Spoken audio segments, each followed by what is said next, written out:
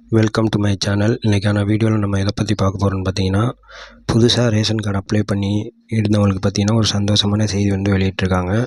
அது என்ன செய்தி அப்படிங்கிறத பற்றி நான் உங்களுக்கு டீட்டெயிலாக சொல்கிறேன். தமிழக மக்கள் கூடிய விரைவில் புது ரேஷன் கார்டு வழங்கப்படும் என அமைச்சர் வெளியிட்டிருக்காங்க. அந்த நியூஸை பற்றி தான் ஃபுல்லாக சொல்ல போகிறேன். தமிழகத்தில் கடந்த ஆண்டு மகளிர் உரிமைத் தொகை திட்டத்திற்கான பணிகள் தொடங்கியதால் புது ரேஷன் கார்டுக்கு விண்ணப்பம் நிறுத்தி வைக்கப்பட்டது. இந்நிலையில் பல மாதங்கள் ஆகியும் இன்னும் புது ரேஷன் கார்டு இல்லாததால் மக்கள் கலக்கமடைந்துள்ளனர்.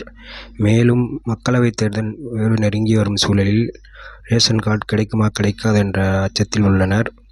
இந்நிலையில் கூட்டுறவுத்துறை அமைச்சர் KR பெரியகருப்பன் முக்கிய அறிவிப்பை ஒன்றை வெளியிட்டுள்ளார். அதாவது, தற்போது புது ரேஷன் கார்டு வழங்குவதற்கான பணியில் ஊழியர்கள் ஈடுபட்டுள்ளனர்.